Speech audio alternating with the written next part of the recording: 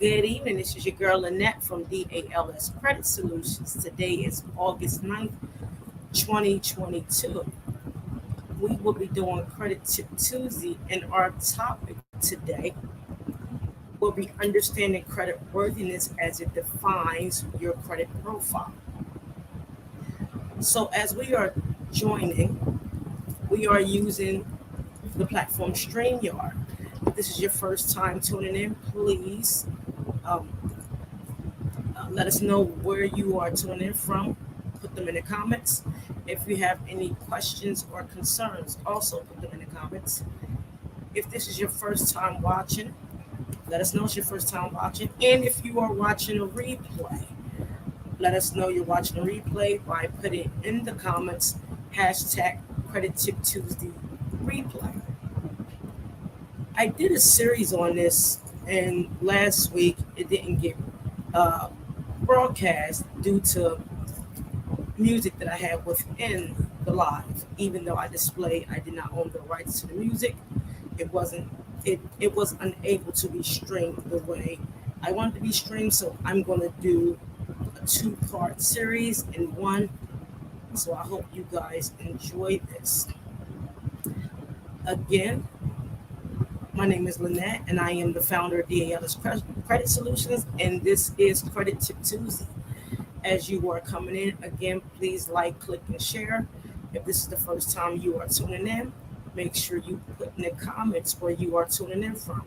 We are using the platform StreamYard, and if you're watching a replay, please place in the comments you are watching a replay by using hashtag Credit Tip Tuesdays replay. Let us begin.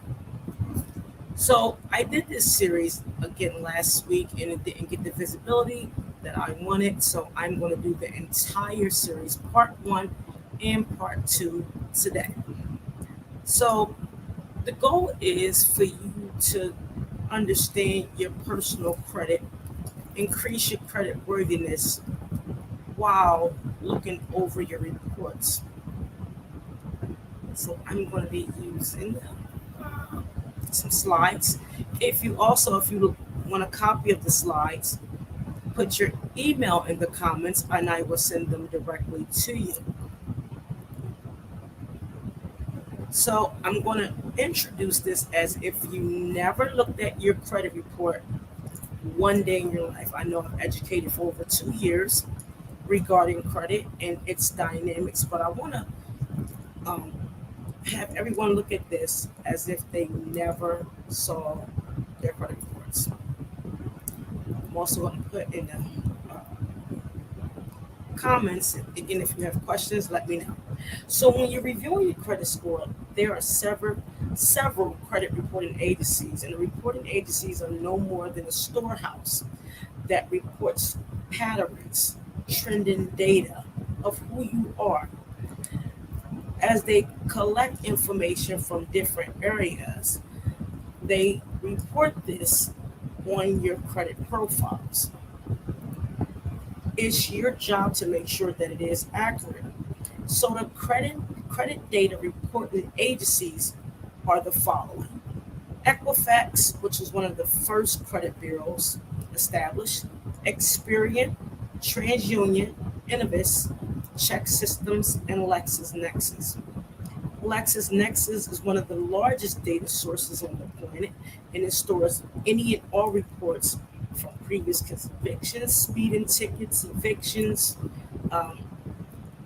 court dates, whatever. LexisNexis displays this. They also give a visibility on who your neighbors are, who you've been in contact with. So again, LexisNexis is the largest data source in the United States, and the other bureaus that are nonprofits are Equifax, Experian, TransUnion, Innovis, and Check Systems. Check Systems is a credit reporting agency that looks at the activity of your banking. So that's another report. Again, Equifax, Experian, and TransUnion are the 3 main data sources. Innovis is one that is used mainly to put freezes on your credit, which we don't recommend.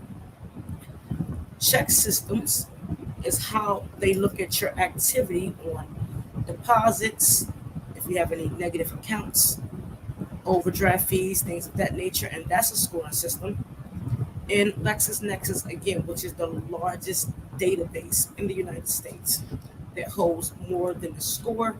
It holds all previous convictions, addresses, relatives, relative charges, any type of issues that you had that's not within the main credit reporting agencies. LexisNexis will have it displayed. So, as you are reviewing the credit report, you have to make sure that the data on the credit profile is accurate. As consumers, it is your responsibility, our responsibility, to know what's on your credit report. If the first thing you'll look at is your name, is your name spelled correctly? Your address, your date of birth, social security number, workplace, etc. My name is Lynette. It's spelled Lynnette. I've seen it Linneettee. I've saw it Lynneettee. So forth and so forth. Whatever's on your birth certificate, make sure it is factual on all credit reporting databases.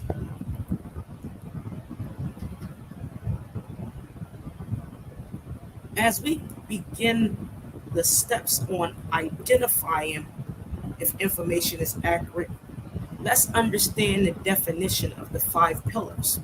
When I say the 5 pillars, meaning your payment history, credit utilization, credit age, mixed credit, and overall credit.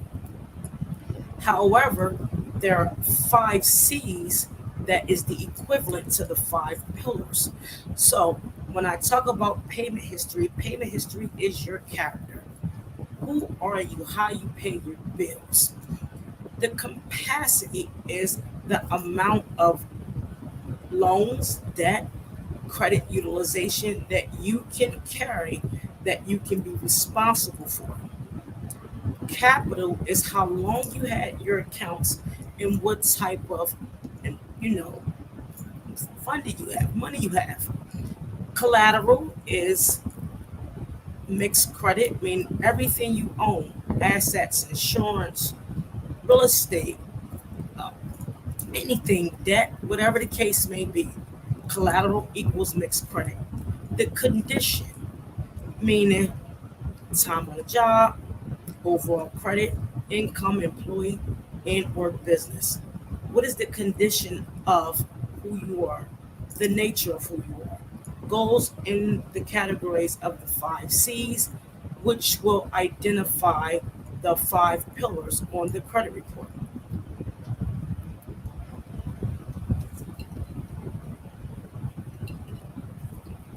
As everybody is tuning in, my name is Lynette. I'm the founder of DALS Credit Solutions. Today is August 9th, and we are doing Credit Tip Tuesday. We are using the platform StreamYard to deliver the source of data that everybody can see how to look at their credit reports.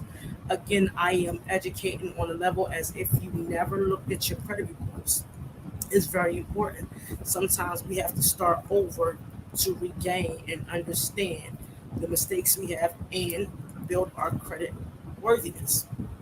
If this is your first time tuning in, please place in the comments where you're tuning in from. If you are watching a replay, put in the comments hashtag Credit Tip Tuesday replay. Once you are done viewing Credit Tip Tuesday, if you want a copy of the slides, I will send them to you directly. If you have questions regarding the information that I am delivering, also put them in the comments so I can answer them accordingly. As we continue, now we're identifying again what's on the credit report.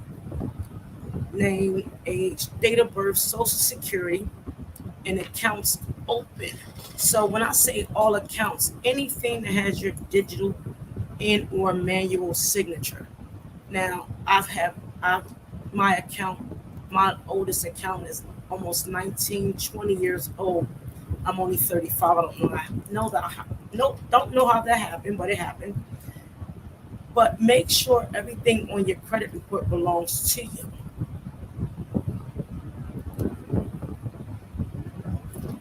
As we continue, there are two types of scoring models. We have the vintage score, which is a scoring system that would give you a higher score, not generally used with corporate lending. The Fico scoring models 2, 3, 8, 9, and 10 is generally used for to extend lines of credit. The scoring model and percentages have two different areas. That's why the Vantage score displays a higher credit score model. However, it's one of my favorites because it gives you more of a breakdown on how you are reviewing your credit.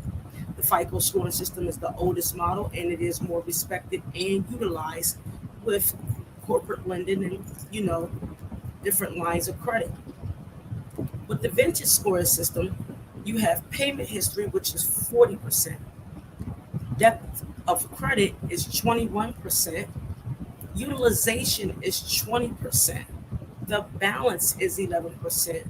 The recent credit is 5%, and available credit is 3%. I really like the scoring model because it shows you not only the time, but how you utilize your credit cards and if there is a balance. I will get into why, later on, so I stay on track, why it's not good to utilize your entire credit limit um, on a credit card. So, utilization on a vintage score is 20%, and a remaining balance is 11%, or the balance overall is the 11%. Available credit is 3%, and recent credit is 5%. With the FICO scoring models, we have payment history of 35, utilization at 30, credit age at 15, mixed credit at 10%, overall credit 10%. Again, FICO is one of the well-known scoring models, and they are utilizing FICO for decision making.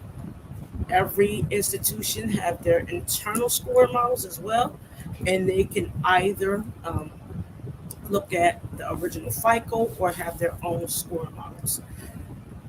I don't know which institutions do that overall. However, if you ask the question, I can find out. In this area, in order to now, after you looked at your credit, make sure you have all the major credit reporting, your credit reports in front of you. Grab a pencil and piece of paper or a tablet so you can make sure you're looking at the errors, if there are any. Make sure everything is the same on the credit report. Write them down by each bureau where you see that there are some discrepancies. When you do this, now you're setting up a system to reach your goal. In this part, I would demonstrate how to calculate the goal score. So the goal score is the score you are requiring to reach that target. So if you want an 800, you would, utilize your goal based on wanting an 800 credit score.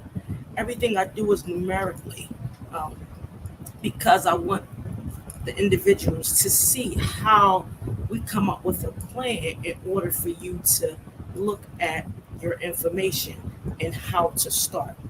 So I use the average credit score in the United States is roughly 650. So say if you have a 650, which is the current score, and you want an 800 credit score, we will utilize the FICO scoring systems because it's the most used, and we want to make sure that you reach your goal based off of this method. So as you're gathering your pen and piece of paper, or your tablet, I want you to look at this format. So later on, when you begin this process, you can use your own score. As you're following along, I want you to understand how I got this, what is the purpose, and how it works. So I'll let everybody take a few minutes to get their pencil and piece of paper and your tablet, and I will be right back. So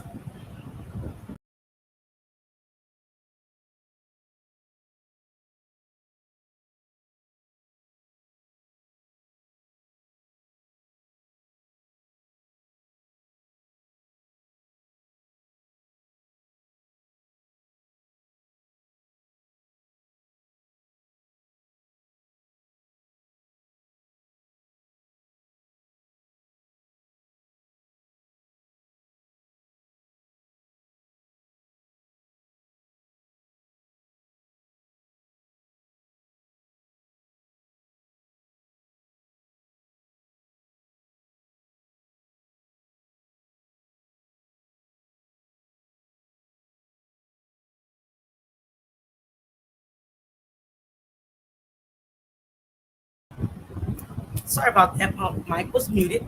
So everybody should have had time to get their tablet and pencil.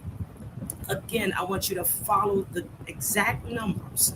So when you finish this, you'll understand how I got it, why it's effective, and this method you can utilize when you're starting your process.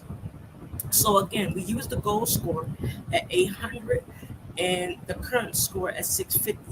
So in order for you to reach your goal of 800, we're going to implement the 5 pillars on the Fico scoring system. And that is payment history of 35%, credit utilization at 30%, credit age at 15%, mixed credit and overall credit at 10%. When you add 35, 30, 15, 10, and 10, you're going to get 100% of your credit score. In order for you to reach your goal, you take the goal score, which is 800, and subtract it by 650, which is the overall credit score in the United States. When you subtract both of those numbers, you would get 150. 150 is the number you need to get to your 800. And the way you find out where the areas on your credit report that's giving you the most trouble is by numerically finding out what number is keeping you away from the 800 based off of your payment history, credit age, mixed credit, overall credit, and credit utilization. So you want to take the 150. And again, I said payment history is 35%. Now you're going to take the 35% and turn it into a decimal point.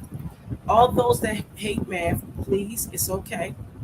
I'm not a big fan of a lot of things, but when you want to grow, you just learn small solutions, small steps to get to that, that final destination.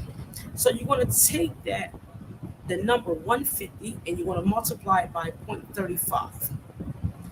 You want to take that same 150 and multiply it by 0.30. So the 0.35 is the 35%, which is payment history.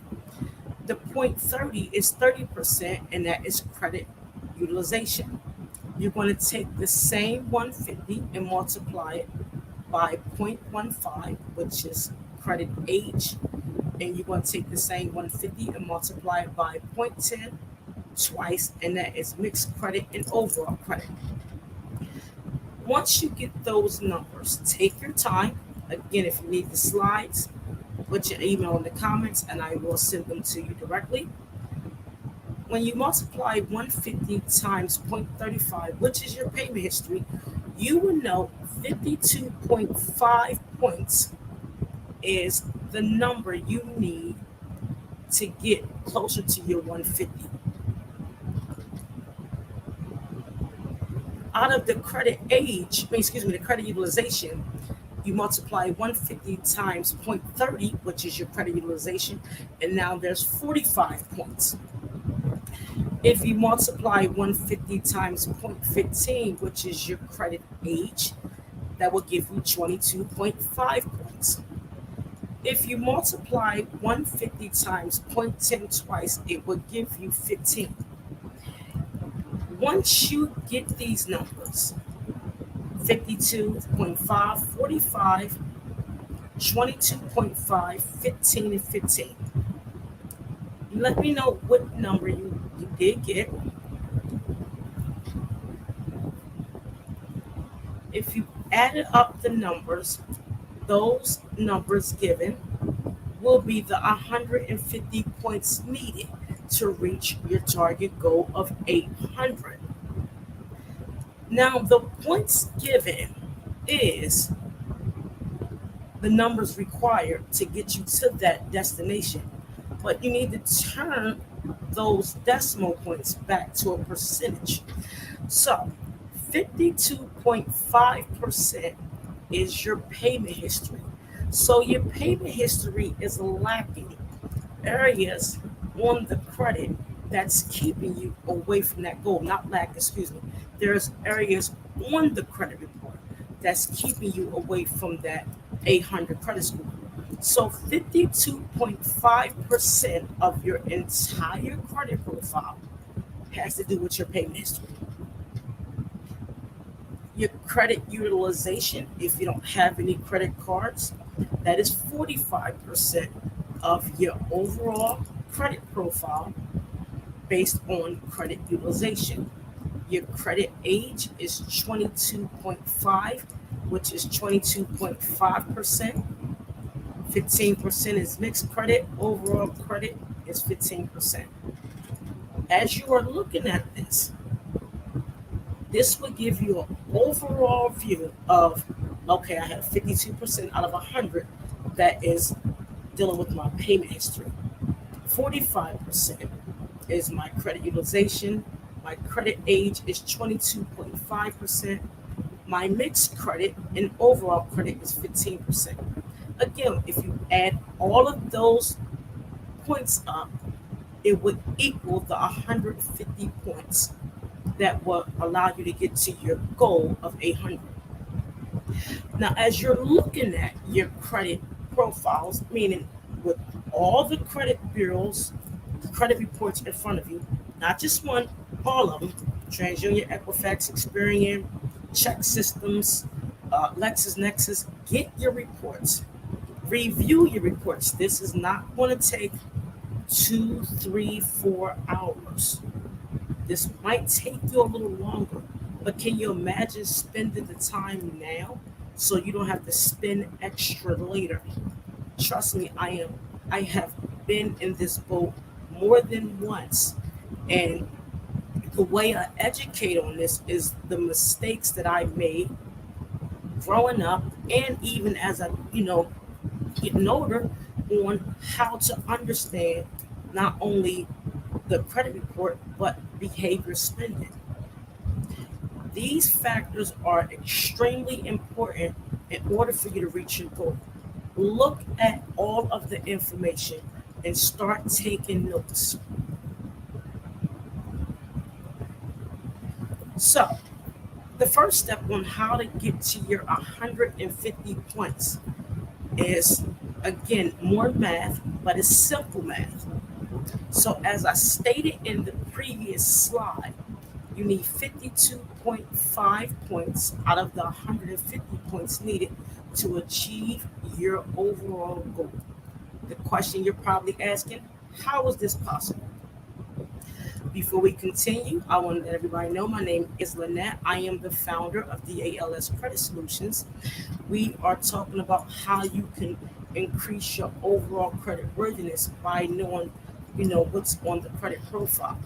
If this is your first time tuning in, please place in the comments where you are tuning in from. We are using the platform StreamYard. We are going over again different areas of the credit report in its entirety, however, so you can understand how to increase your credit worthiness. If you desire to have a copy of the slides after viewing Credit Tip Tuesday, you can put your information in the comments and your email in the comments, and I will send them to you. If you have any questions regarding this method, I can also answer any questions you have. As we continue, we are on the section of how are we going to get to these 150 points based on the 5 pillars on the credit report. I'm not never wearing lipstick again. This cute stuff is all right for some of y'all prissy people, but this is too much. And I love y'all. So, again, as I stated in the previous slide, 52.5% or 52.5 points is needed. So I gave an example. If you have 11 late payments on the credit report, the area that needs addressed is payment history. So if you have late payments, this is going to decline your payment history, and this is why 52.5% of your credit report is having negative outcome regarding payment history.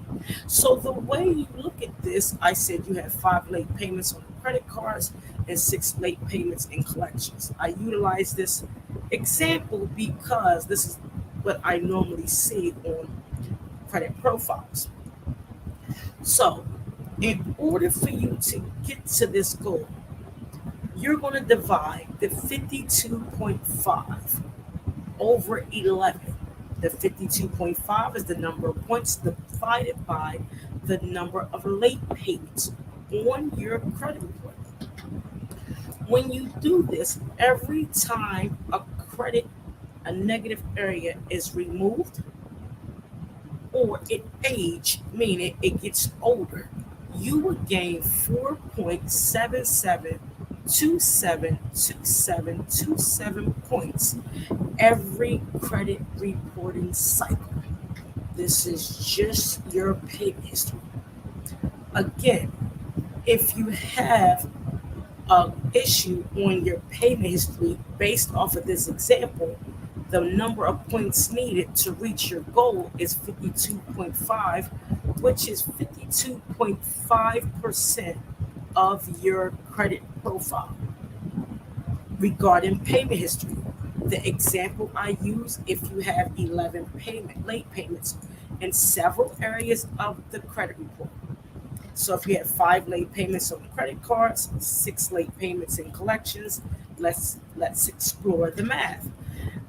The way I get the numbers in the points, so 52.5 divided over the number of late payments will give you every credit reporting cycle 4.77272727 points. So every time the late payment is removed or aged on the credit profile, you will gain roughly 4.77 points. To test my math, we all know division is the reciprocal of multiplication. You can add the 4.77272727 times 11, and you will get 52.5 points. Yes, I'm not good at math, by the way. Credit utilization is 45 points. So a lot of times people don't have credit cards. And if you do, if you have late payments or the account is closed, you're going to add the number of late payments on top of the number of months that it was closed by 45 or 45 over that number in order to get the number needed to reach every billing cycle. So I will repeat that. Many people don't have credit cards, but if you have credit cards and you have late payments based on this example, you're going to take the number of points that you know that you need to get to the 150 and divide it over the number of late payments within the credit card area. If the account is closed, you're going to add the number of months to include that. So, say if you had 11 late payments on the credit cards, you're going to take 45 divided by 11, and then you would get that number the that you would get every time the late payment is either removed or closed. As we go through credit card utilization, you must count the number of areas late within that area of the credit card or all your credit cards. Divide that by the 45 points that's needed. Again, I gave the example 45 divided by 11, and you will get a number. And I do it with you guys. Pull out my handy dandy calculator.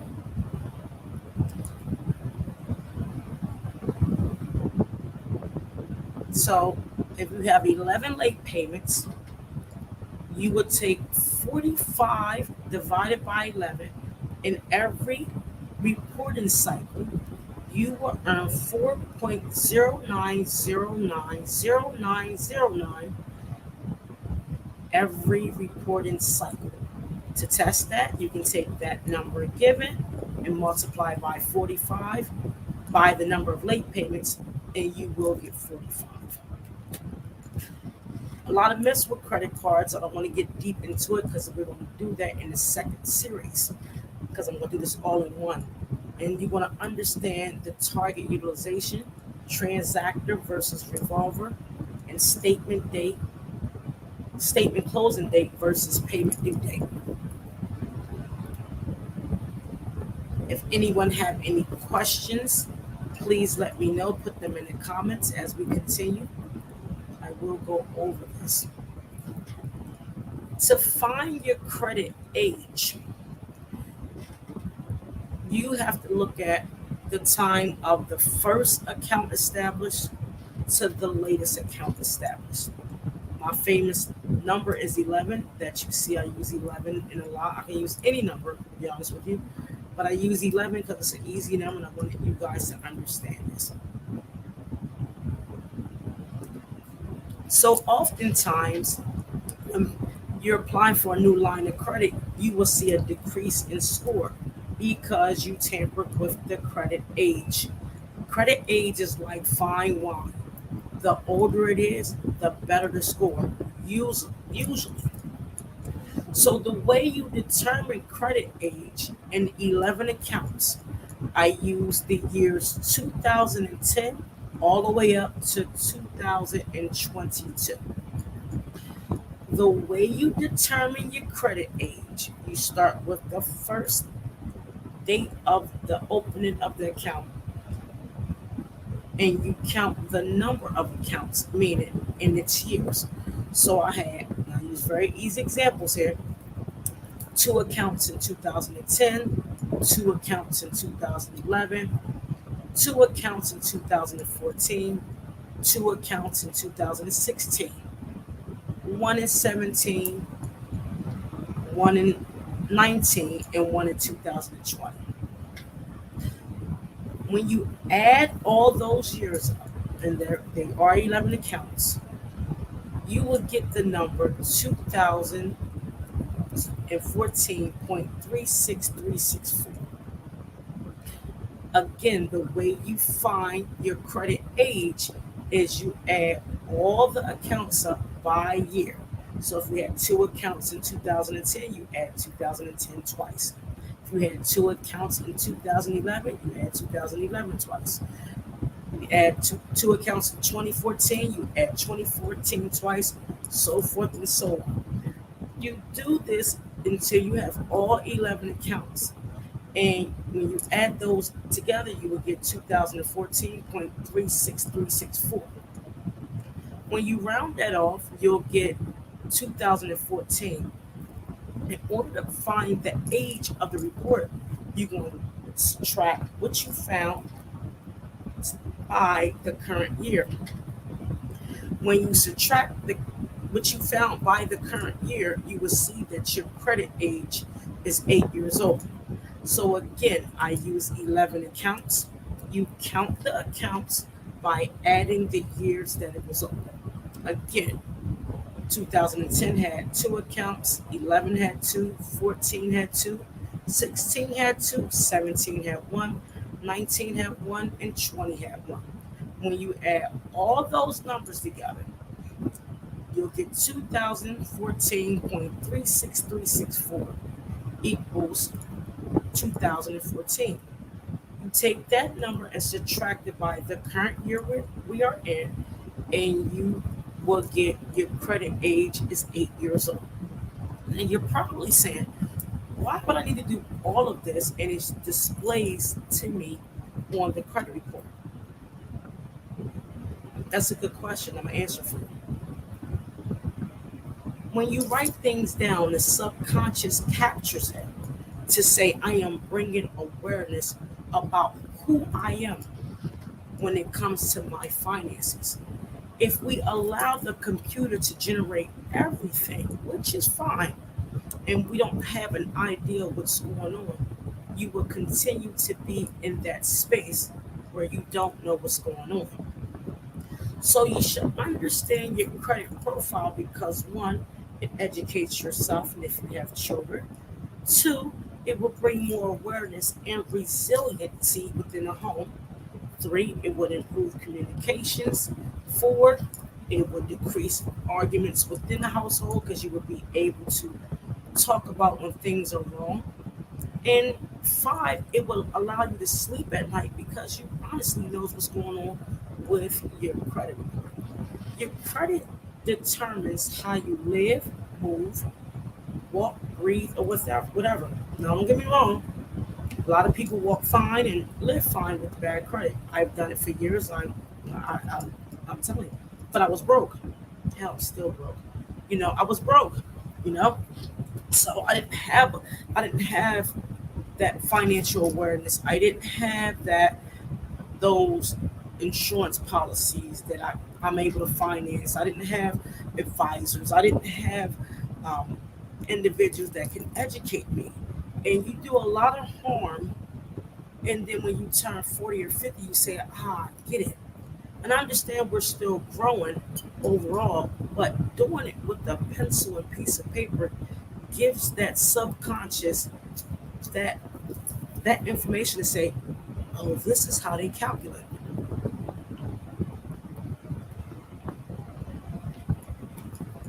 Mixed credit and overall credit is 15%, and that includes your the time on your job, time at residency, applying for lines of credit, assets will determine that 30 points. So mixed credit and overall credit is everything you are doing that as you are looking at your credit profiles, seeing if something is correct or if it's displayed um, not the same as others, you can see where the area is.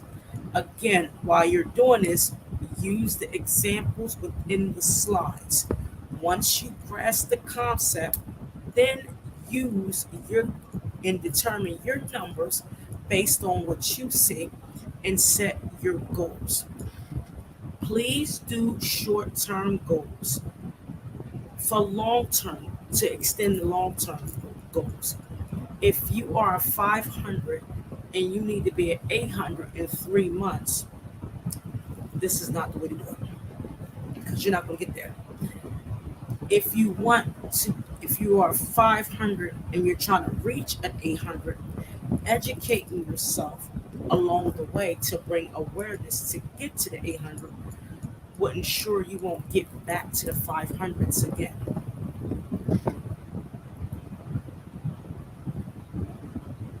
So as I prepare for section 2, to give you a recap,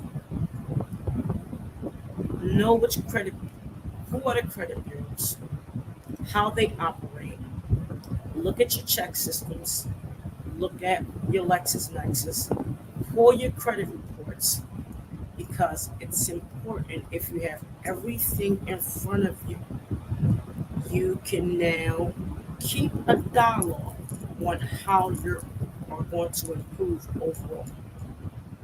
Set realistic goals, and it's okay if you fluctuate. You're going to go up and down like a seesaw. You're not going to always go up. You're not. Um, if as you're building, you lose a lot of points because you are growing your score. The goal is you got to lose something to gain something. And again, if you go fast, go alone. African Hebrews. If you go fast, go alone. But if you're gonna go slow, we all go together. Section 2 will allow you to understand ways to dispute. And if you want to step away, get some water, whatever the case may be, you can do so. We will return in about 2 minutes, and I'll let you shake some things off, or you can click stop and pause, and we're going to continue to keep going.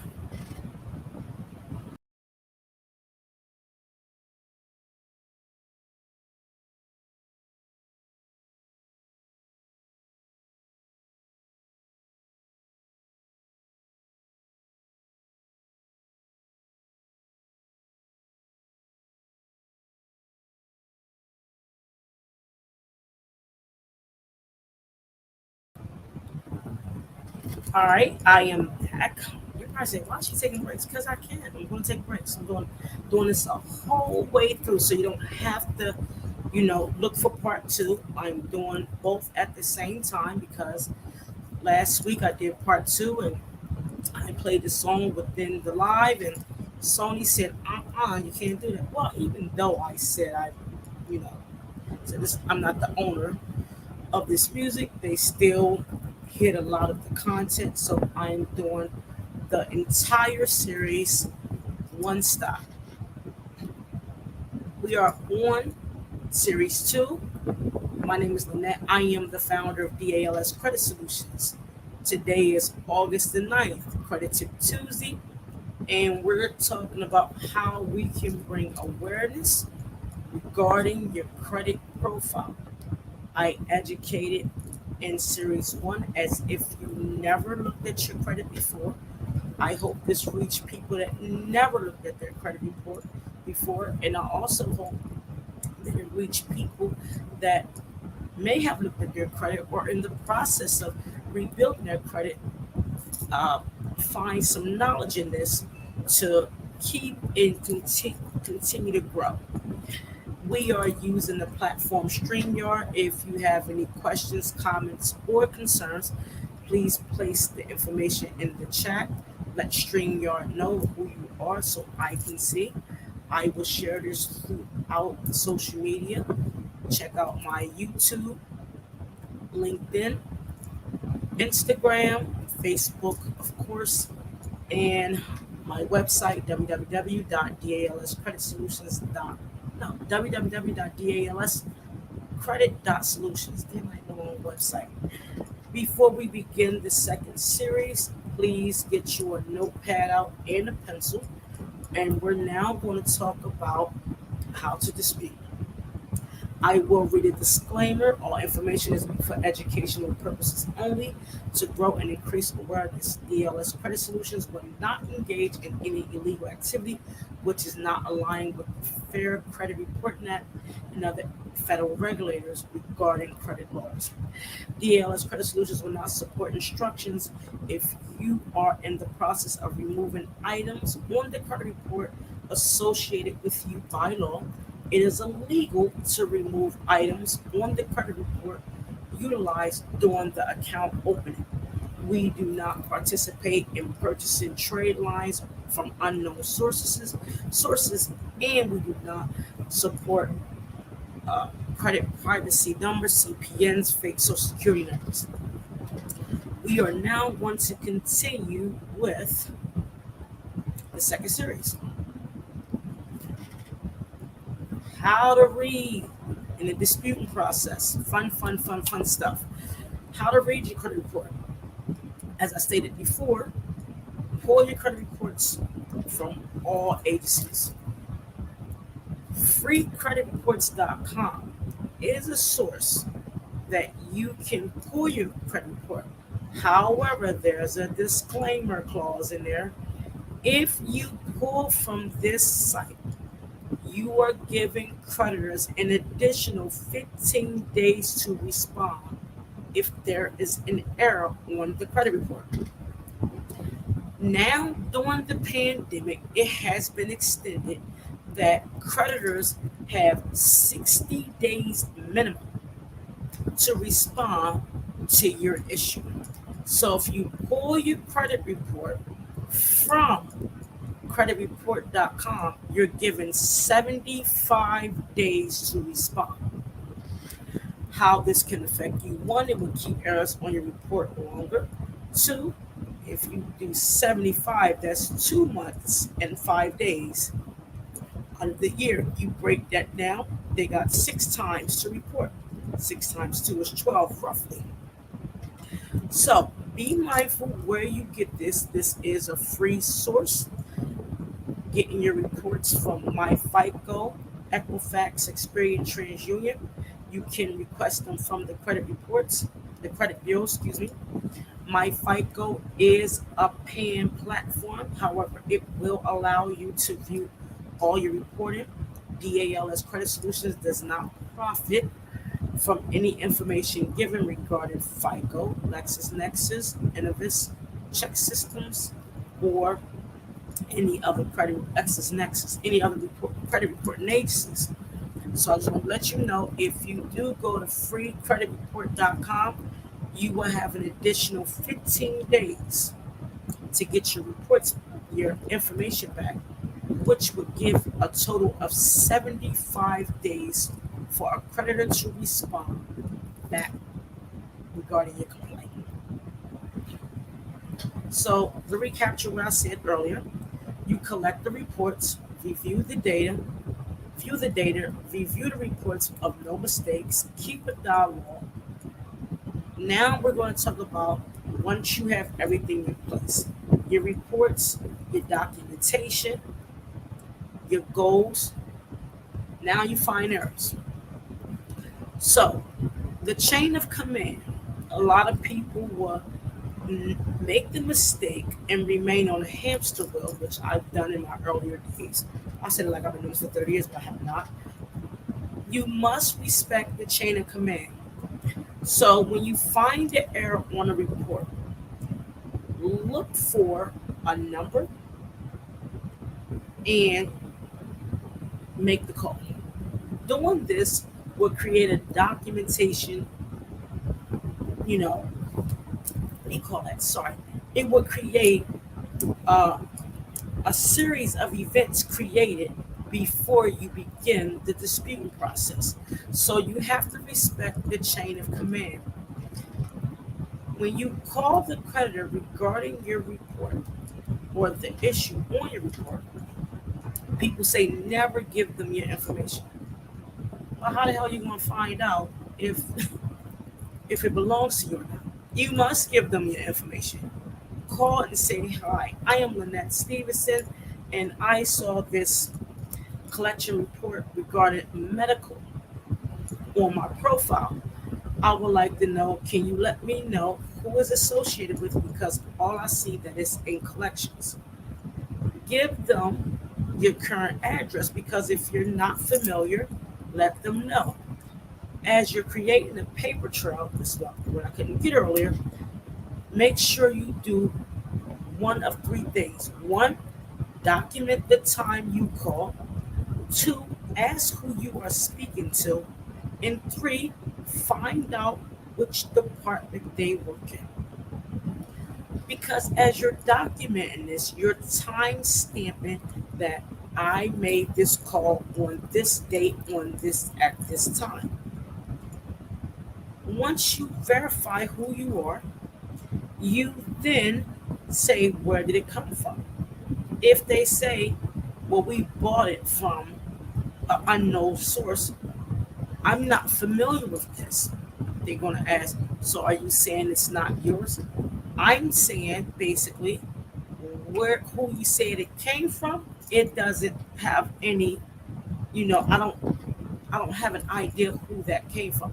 Is this the original creditor? If they say yes, it is, say thank you, but I'm going to have to dispute this because I'm not familiar with the main source. In the call, you do this for every account on your credit report.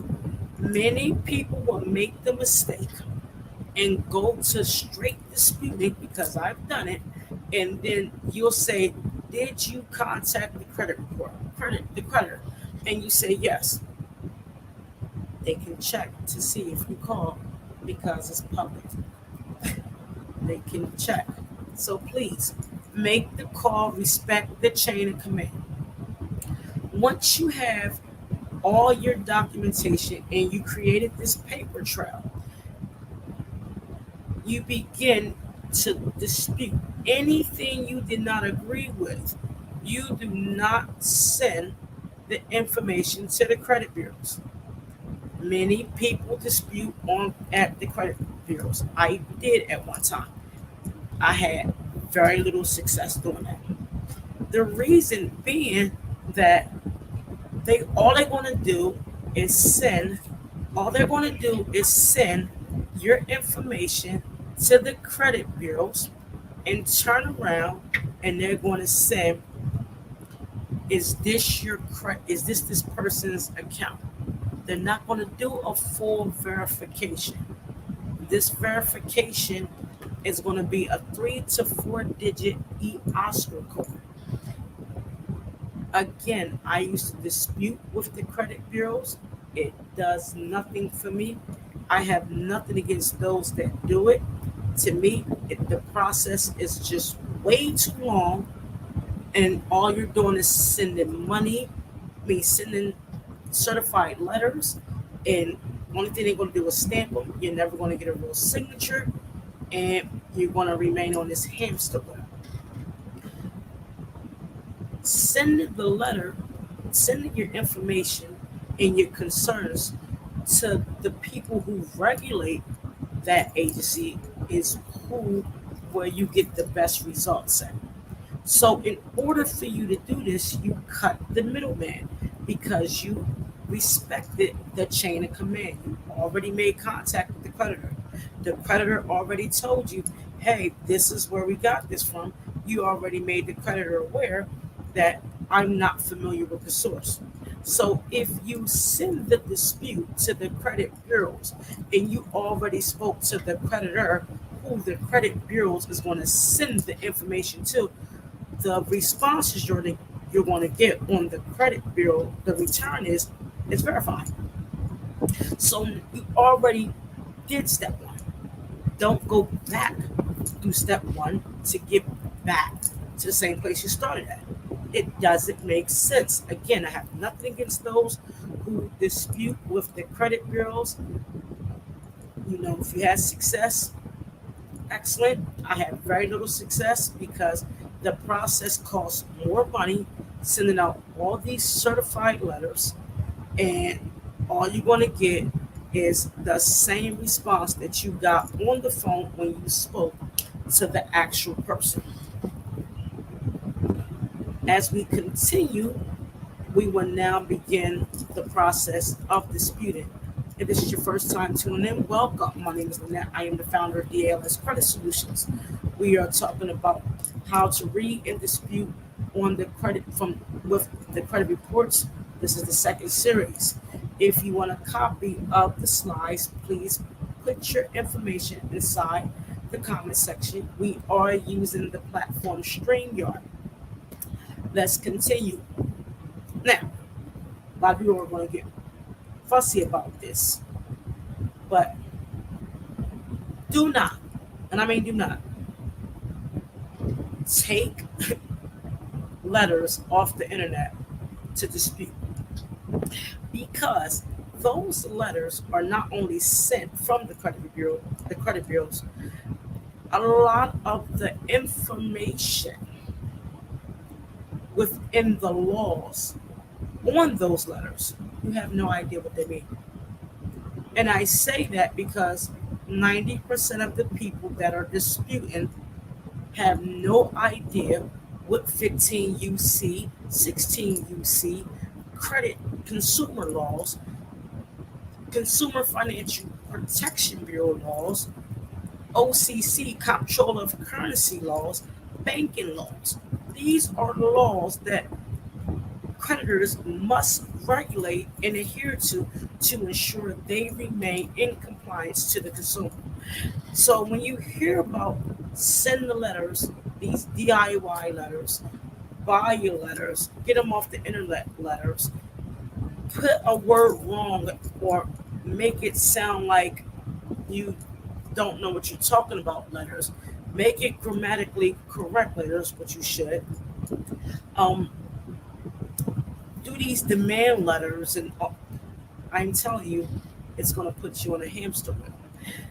A lot of the laws that are mentioned within these letters, the average consumer have no idea what it means. So when you hear 15 UC, the law itself is about 50 pages. So if somebody's going to give you a small section, you better read the entire section because there's a lot of clauses and a lot of underlying segments and attachments with the laws from section 1 all the way down to section C.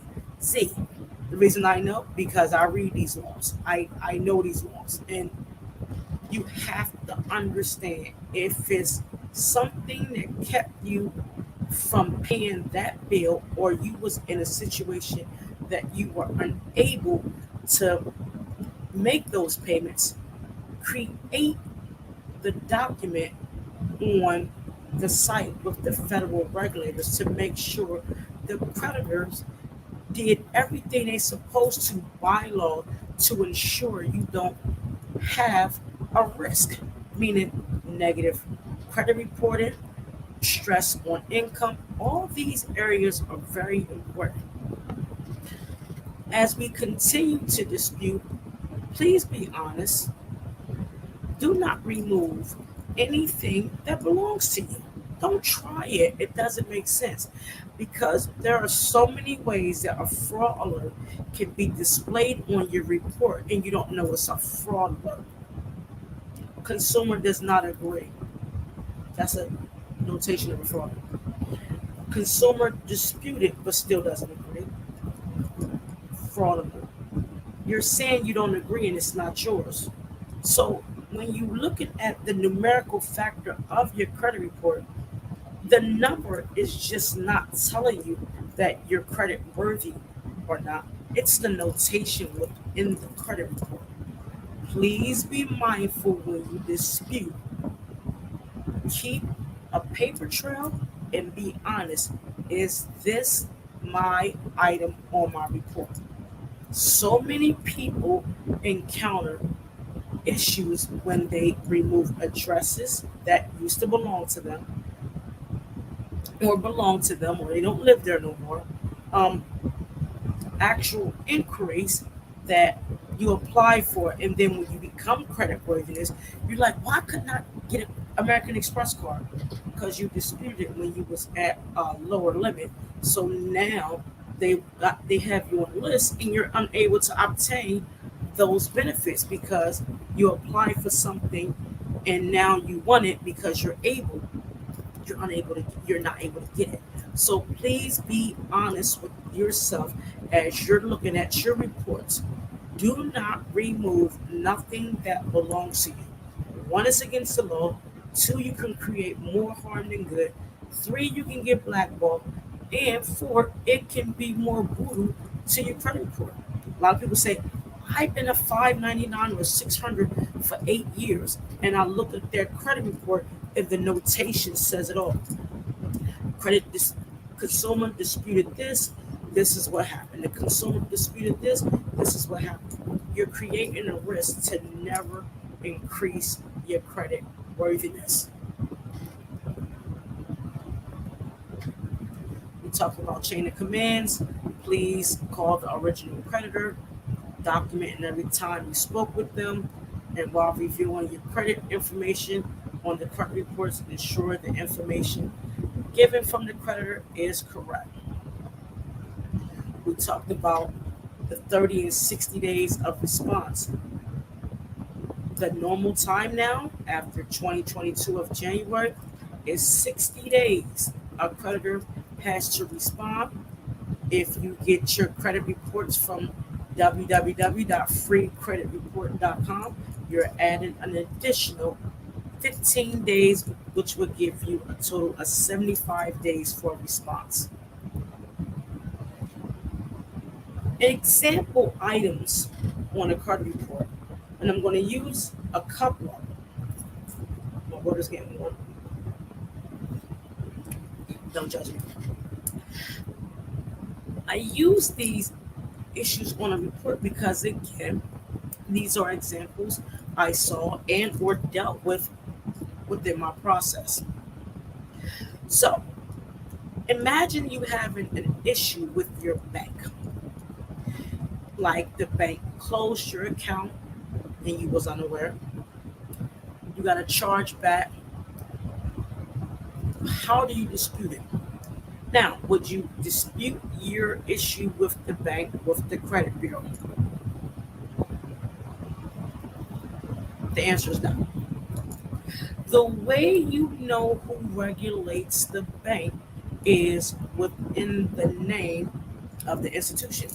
So, for instance, if you have ABCD Federal Credit Union, you would know, is it through the National Credit Union Association, and that's the NCUA, National Credit Union Association, or is it a smaller credit union that adhere to federal laws, but the shareholders or the owners own the actual bank? So there's two ways to look at this. If it's federal, and I'm using a credit union for an example, and I will also use a bank. If it's a federal credit union and it's a larger credit union, you look for the National Credit Union Association. If the members own the credit union, they don't really adhere to the National Credit Union Association. You look at the state you are in and look at the Department of Banking. So I'll use PA, I won't use a bank. It's a certain credit union in Pennsylvania that has been around for quite some time. They are owned by its shareholders. So instead of me doing a dispute with the National Credit Union Association, that's called NCUA, if you Google it, it will, come up and you can learn how to look at those processes of submitting complaints. Excuse me. I went through, since it was a credit union that wasn't regulated by the NCUMA, National Credit Union Association, I went through the Pennsylvania Department of Banking. What I did was explain the client's issue based off of the information given and what happened.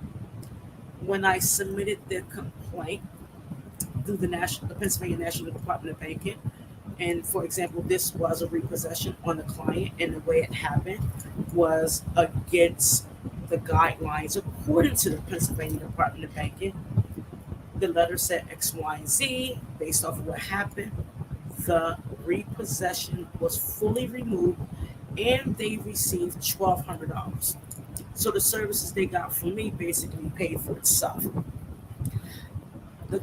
That doesn't happen with everybody. However, if you learn these processes and you find violations, you can be compensated at times, not all the time. Again, disputing with the credit bureaus is going to do nothing but send that e-Oscar report to say, is this X, Y, Z? If they say yes, you already made contact. They're going to send it back, says verify. Then my question to you is, what's the next step? While you're disputing, do two things, do many things. My daughter, Denisha Stevenson, she taught me this. Purchase a planner. A planner can save your life because it brings awareness of what you need to do, how you're doing it, and what needs to be done next. Be honest with your spending. We didn't touch on, spending patterns and spending habits because I'm not one to judge because we all have our habits. But in order for you to grow credit worthiness and increase that that awareness and become resilient, you must be honest with your spending. If you have debt and it belongs to you, pay it. I know many times people say, oh, paying a collection, it's not worth it. Okay, leave it on there and it's not going to be worth it. So if you pay a collection, ask it for it to be removed and then use the steps that I mentioned before. Be honest with your spending and become aware of your spending. Pay off your debt if you got to do a little at a time. Contact current creditors regarding your debt. If you are unable to pay something, please talk to your creditor. I've made the mistake many times in my life. Feel as though it will go away. No, the hell it won't. It will smack you so far in your forehead, their company will come on there. Please, if you're unable to pay a bill or have issues that you got to pay your credit card debt and it's not there at the moment, please communicate. It's very important.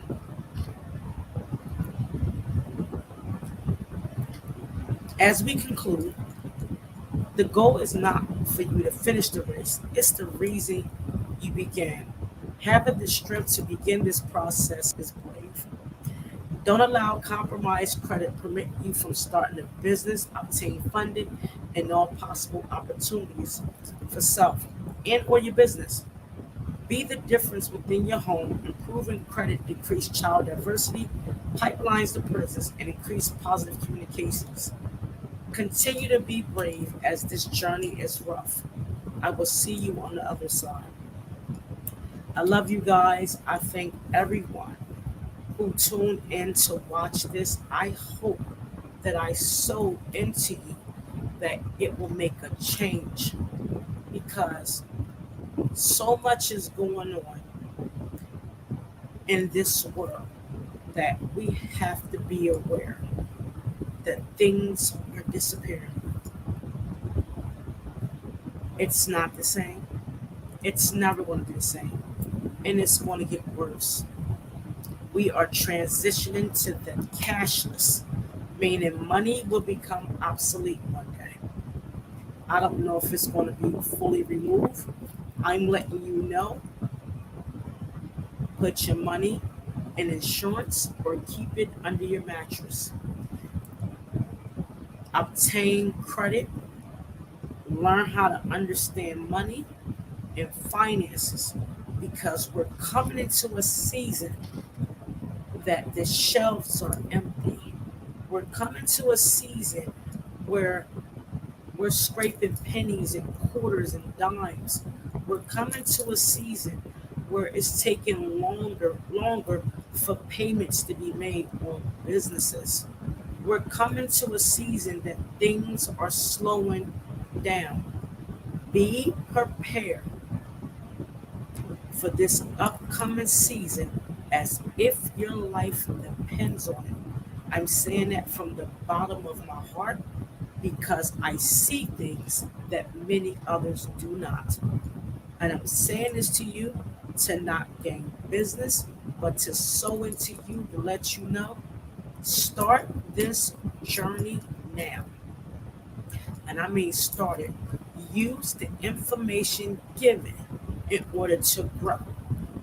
If you are a small business, get away from the cash flow and go towards accrual. I can't even say the word accrual, excuse me, because cash flows will give you a higher amount, but accruals will give you a stronger return. Understand your financial profiles, understand how you're going to do business. Make sure you are pricing accordingly. It all begins with your personal credit. I'm telling y'all what I know. I felt many times with my credit. I felt many times with my finances. I am very transparent when it comes to me. I had more items on my credit than wig strands in my hair. This process that I'm educating you on, I went through the same journey. It took me 5 years because this is a trial and error for me. The reason I can execute on this because the numerical factors within this content will give you the actual data to grow your credit score. DALS Credit Solutions is very proud that we do not use software to mask the situation. We bring education and awareness to improve the situation. We are proud we are different, and we are thankful that we have individuals like yourself. Please share this content with others. I cannot reach everyone. The individuals that also do credit cannot reach everyone. Be a service and click and share. Don't have to sow into. You don't have to sell your business if you don't sow into it. I love you guys. Again, if you have any question, place your comments in the chat. We are using StreamYard as the platform. If you want the slides, put your email in the chat so I can send you the slides. If you want the recording, I will be nice and send it to you. I don't know if it's going to download because we're on an hour and 12 minutes.